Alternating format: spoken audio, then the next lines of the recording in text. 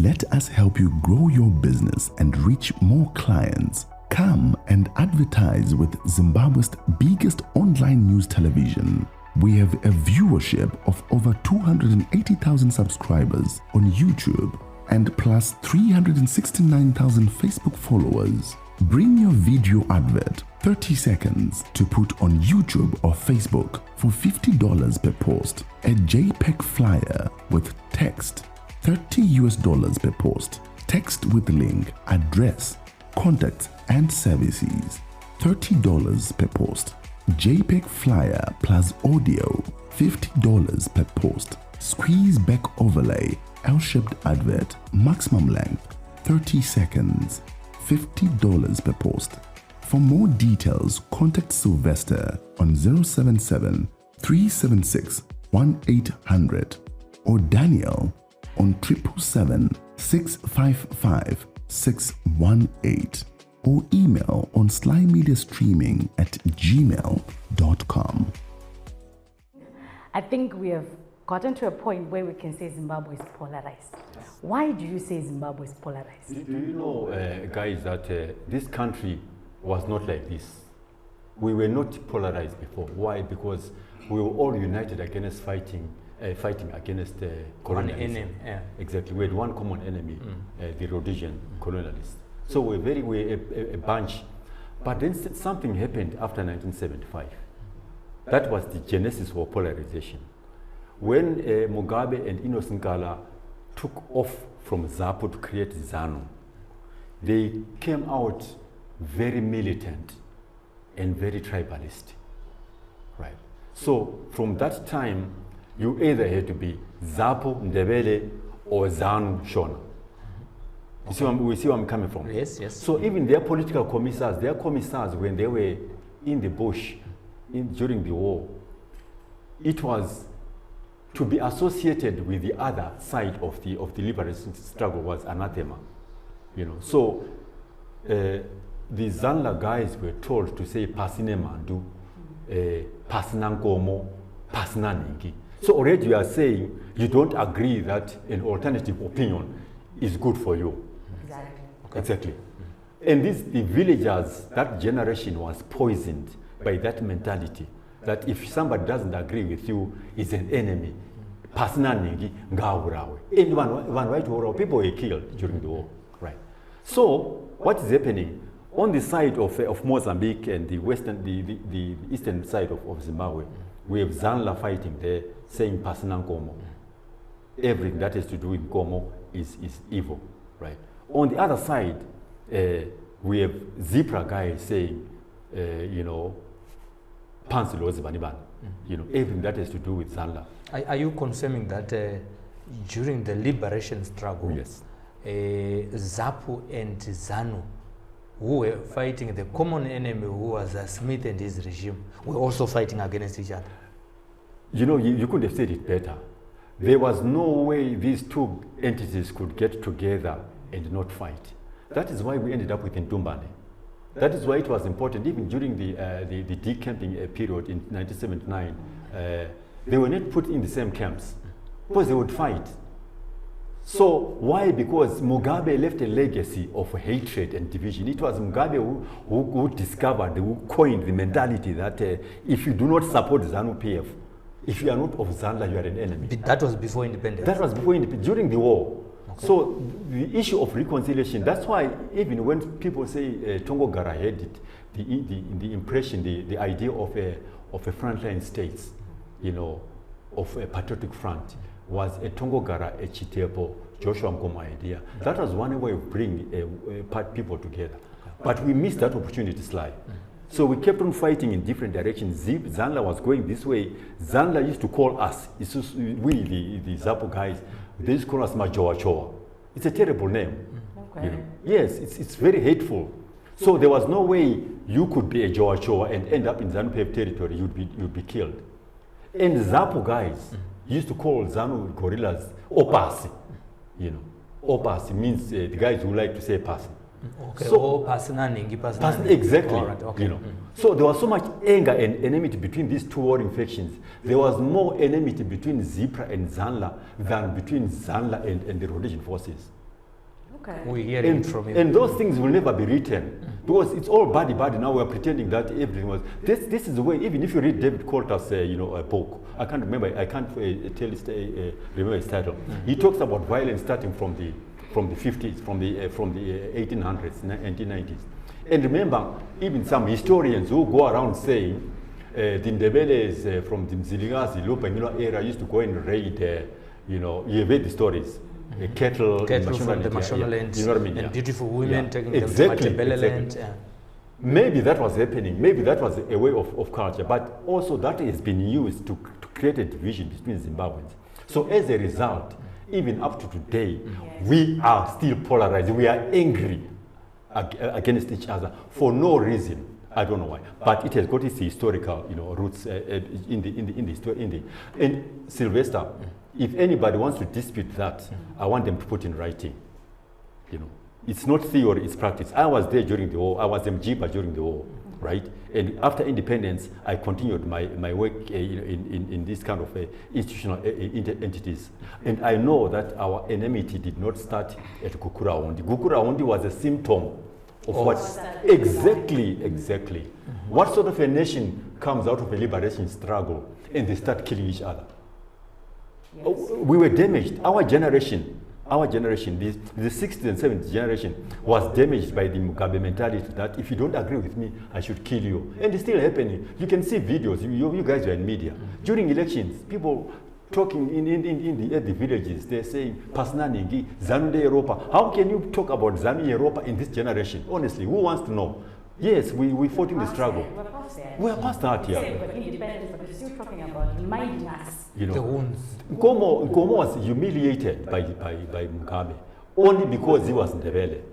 But Mugabe was having Ndebeles in his the innocent colors. Who disowned Joshua Nkomo? How can you disown Joshua Nkomo? That was if Joshua Nkomo had been given his role at independence, he would have reconciled this nation. Okay, that brings me to my next question. You can see that in all this that you're explaining, there were leaders. It all starts with a leader. If a leader says, do this, as much as you would want to do that, you end up doing that. If a leader comes and says, okay, we're moving with this narrative, you use that narrative. Now my question comes, now let's come today. We are in 2024, we recently celebrated our independence. Yes. So, but then you can still see that that worm that is eating our country, which is polarized, is still there. My question comes to you, Rejoice. So how can political leaders from different parties and citizens work together to build bridges and promote national unity? Because already there's disunity. It's a fantastic question, guys. You see, the biggest challenge that we have, with political leadership in this country, it does not come from the people. It comes from the top. Somebody just brings somebody to your community and says, this is going to be your leader. Because they think that that person has the right mentality, has the right ideology. Leadership, political leadership must be organic. It must come from the community. It's supposed to be the community that say, we want Sly to be our leader. Why? Because the person who comes from the community, he knows the culture of the community, he knows the innuendos and the nuances of the community, the ethics of the community and the etiquette of the community, right? So if you create a political structure that is based on positions, and then you just take somebody, you say, we want to put this person because his mentality and his predisposition is commensurate with the political party, it's a problem. He's loyal to the new party. Exactly. His loyalties are not with the community, but they are with the person that puts them into positions. That is why you end up with political leaders that don't care about the community. They care about what the party thinks about them. Yeah, exactly. Okay. You know what I mean? So the first thing that we should do is to make sure that our political leadership is organic. It comes from the community. So because those are the individuals that are able to reconcile the anger and the frustrations that simmer in the community, because he's part of the community. So if you, for instance, if you've got a member of parliament, I stay in Rua, assuming the member of parliament, he comes from Gun Hill or from Borodale, does he understand the nuances of the Rua community? Of course, he's been brought by the party, probably because he's got money and he's wealthy, he can finance party programs. But does he understand the culture and the nuances? So in order for politicians to be able to reconcile this fissure, they must come from the community because they understand the nuances. So can we say, recently we have a political leader who wake up, he decides to change from the party that he was leading. He says, I'm now leading this new party. Can we say, what can we say about that? A political leader, a whole political leader has got people following, who follow his ideologies, what he thinks. Now he wakes up one of these days and says, no, I can't lead that. I want to start my own party. Yeah, look, I mean, the assumption, Pera, is that, you know, when you are a leader, you have been elected by the people, right? Or chosen by the people. And those people, you express the collective desires and the expectations and the frustrations of those people, right? So even if you change your political party, it should not make a difference because a political party is just a label, it's a brand. What is important are your principles, right? So I'm a liberal, right? So even if I call myself Coalition for Market and Liberal Solutions or the Free Market Foundation of Zimbabwe, it should make a difference because I know that I am a liberal and those people that believe in my ideology will always come with me, will follow me. Sometimes it is important also to change your name so that what you are called is commensurate with your principles and behavior. So I have no problem. Remember, in constitutionalism, we always believe in the freedom of choice and association. Yeah. So if somebody decides to leave a political party and start another one, it's fine. Okay. There's no problem with that. We still want maybe to explain further, because her question was how can citizens and political leaders work together to promote unity? You spoke about choosing the leaders. Right. It should be community based.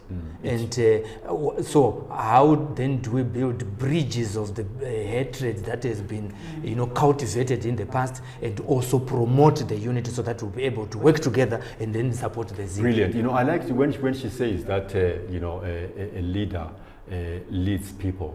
So a leader who is respected by the community. Because if you are not respected by the community, there's nothing that you can do. I have lived in places where even councillors are afraid of talking to the people. About 10 years ago, we had a councillor who used to come to me to say, I want to organize a meeting. Can you try and put together people for me? So you can see the importance of a leader who comes from the people, who is part of the people, can bring people together. It's almost like a chief. Remember in the olden days, the chiefs would, if people are arguing, the village is arguing about Pekurima or... yeah, it's true there. We cover chiefs as well. Yeah. Still bringing people together. The chief would sit down and say, right, and he listens because he is mutually respected. Right. So the issue of mutual respect is very important. It doesn't matter what political party you are, what religion you come from. If you attract mutual respect, you tend to have the gravitas of bringing people together and reconciling them. Okay. So you lead the people into a trajectory and a path of reconciliation if you are a leader who is mutually respected. But if you have been imposed by a system, you won't have mutual respect. So the only way of bridging this gap that is existing, this fissure, this anger within Zimbabweans, is first of all at community level, to have leaders that have mutual respect. Then they can bring citizens together and say, talk, I am listening. Don't be a leader who talks every time. This is one problem that I have with new generation leaders. They talk too much. They don't listen. If you go to Edare, Kumusha, Ekaya, the chief will be sitting there and listening.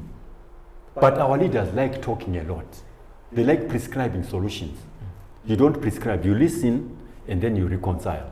I suppose maybe that's part of my training as well as a facilitator, but I think a leader is actually a facilitator. So, Pela, I hope I've answered your question. Yes, Rejoice Ngwenya, a son, a Zimbabwean son from Shurugwi, the Botere, you know. So you can hear that from your own community, you are fairly represented. I think from what he has been sharing with us, you can see that he's full of information. But because of our time, Pela, we have to end it here. Yeah, we have to end it here. I hope you really enjoyed and you also learned that whatever we do as Zimbabweans, we should unite because Zimbabwe is our country. At the end of the day, we are all Zimbabweans. We don't know any other country besides Zimbabwe. And there you are, media people. We have been reminded of our role of being the watchdog of the society. So we must do our work in the proper manner without fueling division in the country, irrespective of the editorial policy that your company says. We would want to have a series of these discussions and then tackle different topics in the society. But we want to thank you for sparing your time to come and have a conversation with us here on Sly Media TV. I appreciate Sly Media TV. It's one of my favorite, and I'm glad that you have taken time to talk to me, and I hope to come back here very soon. Thank you so much, our viewers, on behalf of Pelagia Mwanaokampurwa and also Tarumbidzwa Rudenya and Evans Tabaguta, our technicians who have made this program possible. Let's meet again as we create a series on Sly Media TV as we continue to build bridges. Bye-bye. Let us help you grow your business and reach more clients. Come and advertise with Zimbabwe's biggest online news television. We have a viewership of over 280,000 subscribers on YouTube and plus 369,000 Facebook followers. Bring your video advert, 30 seconds, to put on YouTube or Facebook for $50 per post. A JPEG flyer with text, $30 per post. Text with link, address, contacts and services, $30 per post. JPEG flyer plus audio, $50 per post. Squeeze back overlay, L-shaped advert, maximum length, 30 seconds, $50 per post. For more details, contact Sylvester on 077 376 1800 or Daniel on 777 655 618 or email on slymediastreaming@gmail.com.